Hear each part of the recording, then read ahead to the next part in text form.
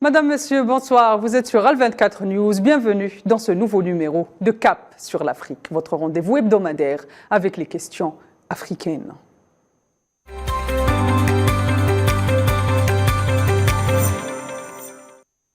Coup de théâtre au Niger le 26 juillet dernier, un coup d'État de la garde présidentielle. Mohamed Bazoum, élu en 2021, est écarté du pouvoir. Le Conseil national pour la sauvegarde de la patrie est mis en place pour la transition. Et à cette tête, le général Abdourahmane Tchiani.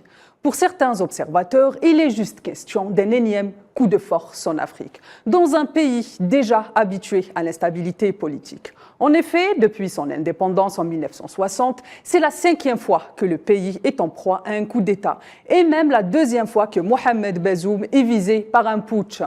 En effet, en mars 2021, soit un mois après son élection, une tentative de prise de pouvoir illégale par des éléments de l'armée du pays est déjouée. Cela dit, pour les spécialistes de l'Afrique, l'instabilité politique du Niger est imminemment liée à l'échiquier politique international. Ce coup de force déchaîne les passions dans le monde, pour ne pas dire qu'en Afrique. Les condamnations de la communauté internationale s'enchaînent et au même titre d'ailleurs les événements, allant jusqu'à faire planer des menaces d'une guerre interafricaine. Et pour cause, la CEDEAO, soutenue par la France, envisage une intervention militaire pour rétablir l'ordre constitutionnel. Vous l'aurez compris, il s'agira pour nous ce soir de nous pencher sur le Niger, le pays des terres rares en proie de devenir la nouvelle poudrière du Sahel.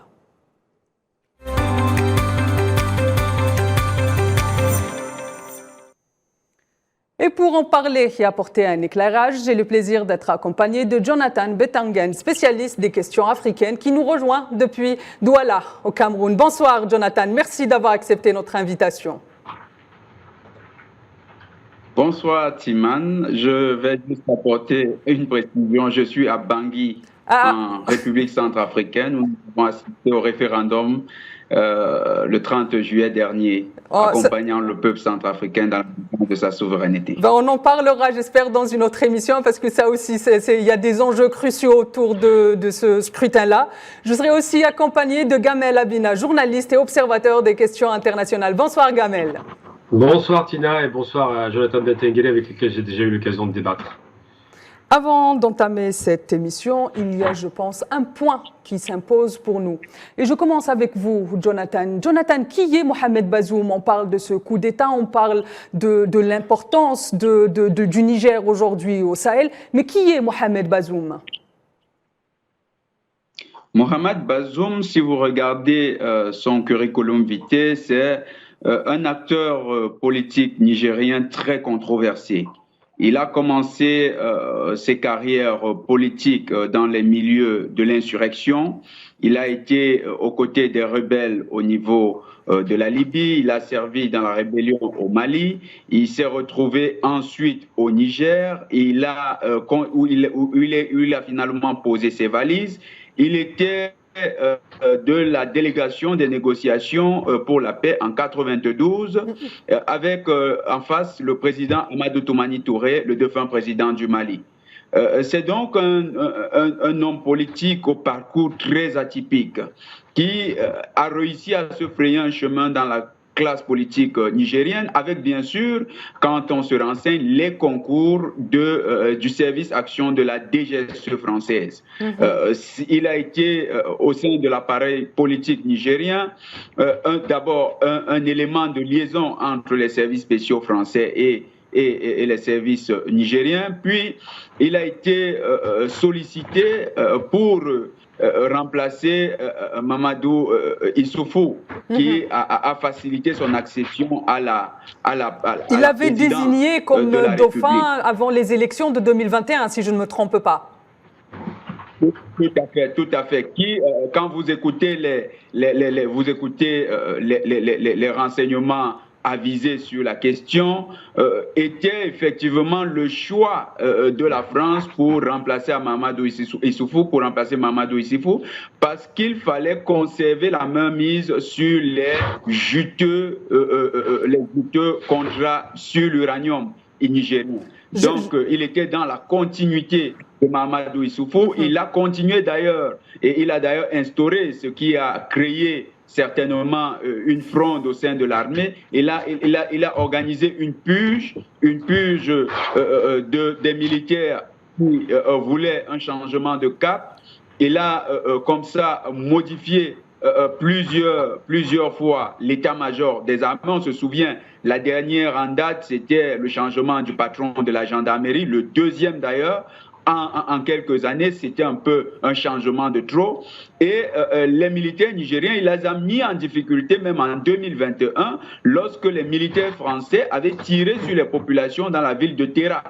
Et on l'avait vu plutôt soutenir les militaires français et limoger son patron de la gendarmerie. C'est donc un homme politique qui avait perdu sa crédibilité au niveau du Niger par un ensemble d'actes qui montraient qu'il n'était plus au service de l'État nigérien.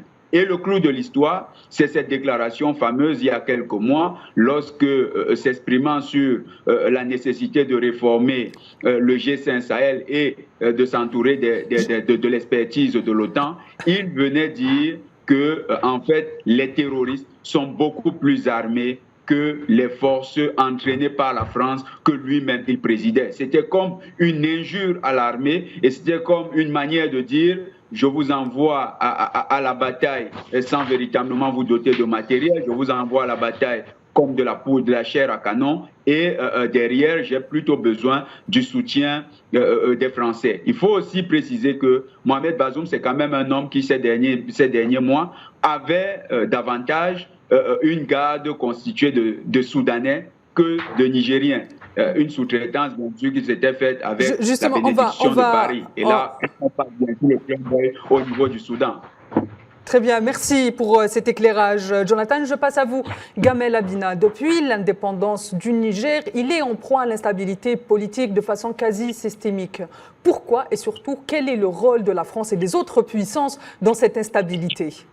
Si vous voulez une idée assez précise, la France a donné l'indépendance au Niger comme à beaucoup de pays africains, donc un don qui n'a pas été gratuit, en 1960. Donc le Niger fait partie de ces pays qui ont été mis dans le même package que De Gaulle voulait voir sous contrôle économique sans avoir un contrôle direct politique, bien que les hommes qui étaient à la tête de l'État étaient systématiquement choisis par l'ancienne puissance coloniale. Le Niger, c'est 2,5 fois la France, 1 267 000 km². C'est un pays qui est extrêmement pauvre parce que maintenu sous la pauvreté alors qu'il est riche en sous-sol. Il a de l'uranium, on le sait, il y a aussi beaucoup de pétrole dans le nord comme dans le sud. Il y a surtout des zones de considérables d'or qu'on vient de découvrir récemment, depuis une dizaine d'années. Mais le Niger, c'est un pays qui fait partie de ces pays sahéliens qui sont confrontés à ce qu'on appelle l'axe terroriste. Donc simplement les différents groupes djihadistes qui se sont repliés à la suite de la destruction de la Libye. Alors pourquoi est-ce que le Niger est en proie à tout cela? Parce que c'est un pays très riche potentiellement, mais qui est très pauvre dans les faits. Riche parce que leur sous-sol est très riche, mais c'est exploité par des compagnies étrangères dans lesquelles le Niger n'a pas voix à la parole. Il ne donne pas le prix de l'uranium, il ne fixe pas les conditions de revente, il ne bénéficie que de très peu de retour sur investissement. Ça aussi, est-ce que c'est en lien direct avec les accords coloniaux signés entre la France et beaucoup de pays sahéliens, notamment le Mali ou encore le Burkina Faso? Alors le lien direct, c'est déjà le franc CFA. On commence par mettre une laisse à ces pays-là en donnant une monnaie de singe qui ne vaut rien. Je donne un rapport direct, 1 500 €, c'est 1 million de francs CFA. Donc vous n'avez aucun pouvoir économique, vous ne choisissez pas la valeur de la monnaie. Qui ne choisit pas la valeur de sa monnaie ne choisit pas la valeur de son économie. Ensuite et surtout parce que les compagnies étrangères comme Areva, qui s'appelle Orano aujourd'hui, contrôlent totalement les 3 grandes zones d'exploitation de ces minerais qui sont essentiels pour la France, qui c'est 30% de l'approvisionnement, ce fameux minerai qu'on appelle uranium. Et donc tout cela fait que le Niger est devenu un pays très pauvre. Pourquoi? Parce que c'est le pays qui est le plus jeune au monde, hein, c'est le taux de fécondité le plus élevé, 7 enfants par femme, mais surtout un pays où il n'y a pas de chemin de fer. Très peu de routes bitumées, très peu d'autoroutes, des aéroports, il y en a qui viennent d'être construits, mais très à la marge. C'est un pays qui est confronté, en étant stable depuis effectivement l'ancien président, il a duré 10 ans au pouvoir, une stabilité factice, puisque finalement, s'il y a un coup d'État aujourd'hui, c'est que peut-être il n'y a pas une telle popularité du nouveau président, et que Mohamed Bazoum, effectivement, s'est allié clairement sur les positions françaises. C'est un pays qui n'a même pas été capable de produire une armée parce qu'on lui interdisait d'avoir une armée équipée, alors qu'il voit que du côté Mali ou Burkina, eh bien, les Russes commencent à équiper l'armée et leur donnent la possibilité de se défendre, de pouvoir être efficace, de devenir souverain. C'est un pays dont la souveraineté économique n'existe pas. La souveraineté politique est totalement sous contrôle français, en l'occurrence, et la souveraineté, évidemment, géographique est très remise en question, puisque finalement la zone des 3 frontières, dont on parle beaucoup... Hein, justement, sur l'aspect sécuritaire, on va revenir dans un moment. Je reviens vers vous, Jonathan. Depuis une dizaine d'années, le pays, le Niger, pèse sur beaucoup de dossiers régionaux. Je fais référence notamment à la ZLECAf qui concerne l'ensemble de l'Union africaine. Un quid sur ce regain diplomatique du Niger, Jonathan? Déjà, il faut comprendre que ce n'est pas dû au rayonnement diplomatique réel du Niger. C'est simplement parce que le Niger est utilisé comme un cheval de Troie dans la stratégie de la diplomatie française et otanienne, précisément, pour affaiblir les positions de certains États qui veulent s'émanciper justement de cette influence-là. Et de plus en plus, avec Mahamadou Issoufou, on a utilisé la diplomatie nigérienne dans le cadre de la reconquête de la zone sahélienne. Bazoum, quand il est arrivé, le président Mohamed Bazoum, quand il est arrivé, il a renforcé cette relation-là. On se souvient qu'il a même d'ailleurs accordé ses violons avec ceux des Nations Unies lorsqu'il fallait rapatrier la force Takuba et la force Barkhane en disant que le Niger allait être le point de recasement de toutes ses forces. C'est seulement le type d'État qu'on utilise parfois, sachant qu'il n'a, et c'est d'ailleurs une des définitions de Kwame Nkrumah de ce qu'on appelle une néocolonie, c'est-à-dire un État qui, en apparence, a les apparats d'un État normal, c'est-à-dire un drapeau, une devise et un ensemble des armoiries, mais derrière sa politique étrangère, sa politique économique sont pilotées par des forces exogènes. Et c'est ce qui s'est passé avec le Niger. Le Niger était piloté directement par le Quai d'Orsay. C'est Paris qui prenait aux côtés du Quai d'Orsay de la France, quelles sont les autres puissances qui sont influentes dans le pays? On sait qu'il y a des bases militaires américaines. Quelle est l'influence? La visite du secrétaire d'État américain il y a quelques mois. Quel est le poids des États-Unis et des autres puissances au Niger, Jonathan? Les États-Unis aujourd'hui sont carrément devenus les concurrents des Français au Niger. Il faut noter on va parler d'ailleurs du général Tchiani. Le général Tchiani est réputé très proche des Américains, contrairement à ce que beaucoup pensent. Il était très très proche des Américains. Et les Américains ont carrément ces derniers temps livré une bataille aux Français pour davantage contrôler l'armée nigérienne. Au point où les Américains, quand ils ont obtenu la base aérienne qui est actuellement, je crois, dans la zone des 3 frontières, cette base aérienne leur a coûté près de 100 millions de dollars d'investissement. Et cette base militaire a été l'objet d'une controverse entre Paris et Washington. Washington qui venait de passer un message fort à Paris comme quoi le contrôle de l'espace aérien est désormais la chasse gardée des États-Unis. C'est les États-Unis qui, à partir du moment, déployaient les drones.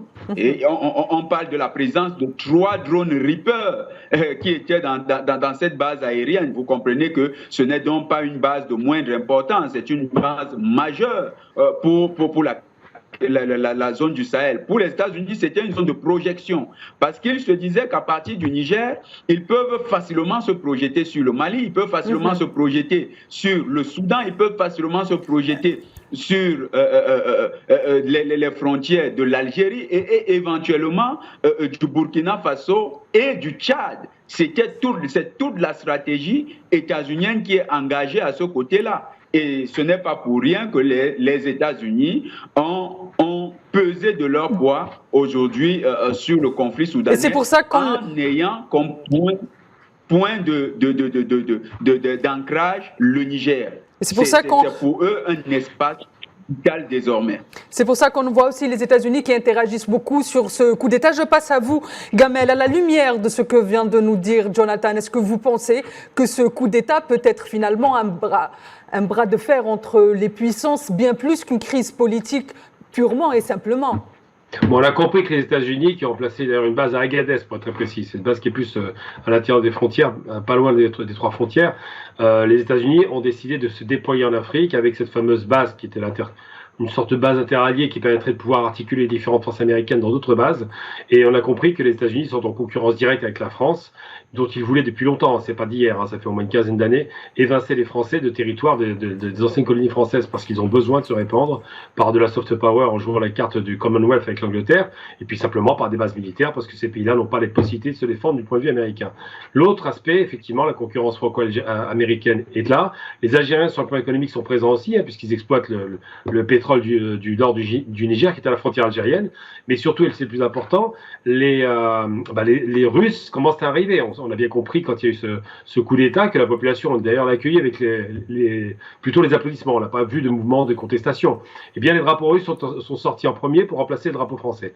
Donc, il y a effectivement des concurrences d'empire, surtout depuis un an, depuis la guerre d'Ukraine, et on se rend bien compte qu'avec la libération, j'appelle ça une libération parce que c'est des coups d'État qui sont souverainistes, qui sont mis en place, du Mali, du Burkina, effectivement différentes zones d'influence française.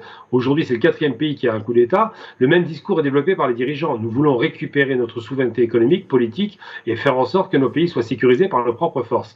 Donc tous ces ancrages font que les États-nations, les grands empires qui étaient à la manœuvre à l'époque coloniaux, ou les nouveaux empires comme les États-Unis ou la Russie, veulent se positionner au Niger, mais il n'y a pas que, il y a beaucoup de monde qui interagit. Et la question qui se pose aujourd'hui, c'est la question du panafricanisme. Et le discours commun de tous les dirigeants qui ont fait des coups d'État militaires dans la région, qui rappelle beaucoup d'ailleurs Sankara, c'est un discours panafricain qui dit nous devons nous solidariser. Preuve en est, le Mali et le Burkina sont prêts à aider le Niger contre ce coup d'État, et l'Algérie d'ailleurs a donné une position ferme de dire de ne pas intervenir militairement. Les Nigériens doivent être respectés dans leur choix politique. Justement, c'était sur le point sur lequel je voulais rebondir. Je passe à vous, Jonathan. Que pensez-vous de la position de l'Algérie, qui, je rappelle, est fidèle à ses principes de non-ingérence et des destinées propres au peuple aujourd'hui dans le Sahel?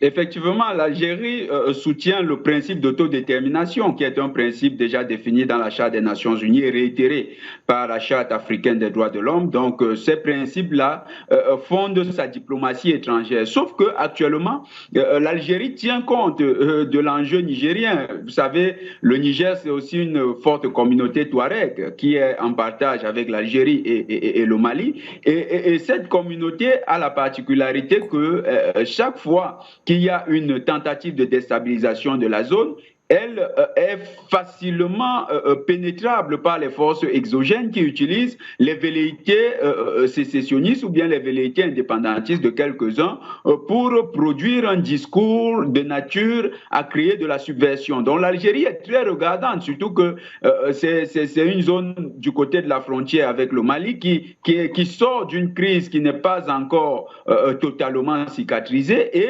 l'Algérie regarde avec un œil assez vigilant. Ce n'est pas pour rien que l'Algérie avait d'ailleurs créé cette force, je crois, le SECOMOR, qui regroupe 4 pays et qui devait lui permettre de déployer son influence dans cette région du Sahel. Maintenant qu'il y a une situation qui pourrait interpeller un autre pan de l'Algérie, c'est-à-dire une base arrière de soutien au mouvement souverainiste, mais surtout aux États ayant cette logique panafricaniste qu'a décliné tout à l'heure mon frère Gamal Abina, l'Algérie pourrait jouer le contrepoids, et nous encourageons l'Algérie à jouer cela, le contrepoids d'un État comme le Nigeria, qui est carrément devenu le pion avancé de la stratégie occidentale, surtout celle de l'OTAN, dans les menaces contre les États souverainistes.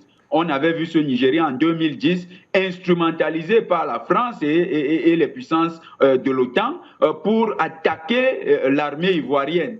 Or, si l'Algérie peut prendre position en soutenant la coalition qui est actuellement formée avec le Niger, entre le Niger, le Burkina, le Mali et la Guinée, et la Mauritanie, on pourrait avoir une inversion du rapport de force considérablement, et voir même un État comme la France qui joue un peu les va-t-en-guerre alors qu'on sait que c'est un État failli, avec un chef d'État qui cherche un 3e mandat. Donc, on pourrait les voir commencer à rebrousser chemin, ou bien à utiliser un discours de sortie de crise. Vous parlez de Jonathan, je vais vous interrompre.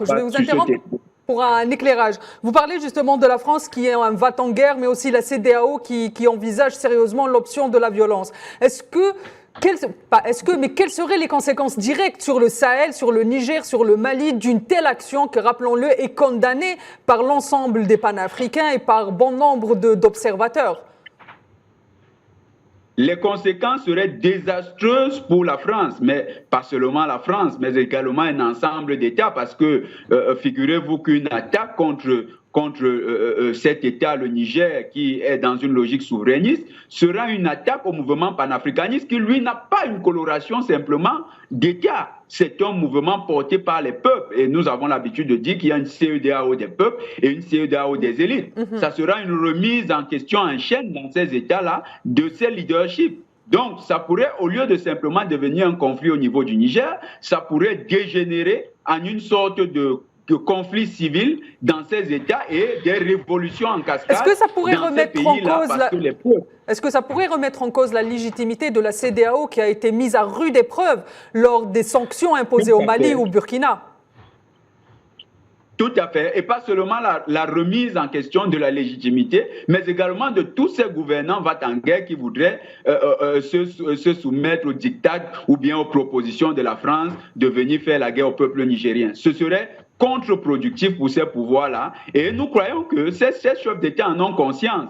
Parce que la révolution du peuple nigérien, nous avons longtemps prévenu que c'était en gestation. Et ceux-là n'y croyaient pas. Mais ils ne voyaient pas seulement le peuple nigérien. Le peuple ivoirien est patient. Et il est en train lui aussi de se préparer à cette révolution. Le peuple nigérien ne saurait supporter que son chef d'État, qui d'ailleurs lui-même est très critiqué avec une élection très contestée, même si cette contestation est occultée par un ensemble de médias, ce chef d'État pourrait lui-même subir les revers d'une telle aventure. C'est l'impact. Ça pourrait dégénérer dans des révolutions en cascade dans ces États-là, au lieu de simplement devenir un conflit entre ces États et le Niger. Et les conséquences pour la France seraient désastreuses parce que, pas seulement dans le Sahel, on pourrait observer la montée des manifestations anti-françaises, pas seulement anti-françaises, mais anti-occidentales, en suivant les pays qui se rangeraient du côté de la France. Parfait. Qui gagnerait alors là tout un ensemble de pays où le mouvement panafricaniste est actuellement dominant. Jonathan, je dois vous couper. J'ai une dernière question à poser à Gamel. Il a commencé à en parler tout à l'heure. C'est de l'abcès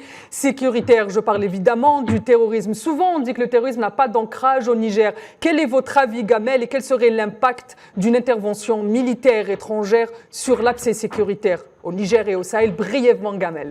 Très rapidement, je ne pense pas que Macron veuille intervenir au Niger parce que depuis 6 ans qu'il est au pouvoir, il n'a pas fait la guerre, ça me rassure quelque part. Après, les mouvements djihadistes dits terroristes dans la région sont plutôt ancrés au nord Mali, au Burkina, ils naviguent un peu partout et ils n'étaient pas tellement ancrés au Niger, bien que des actions ont été conduites là-bas.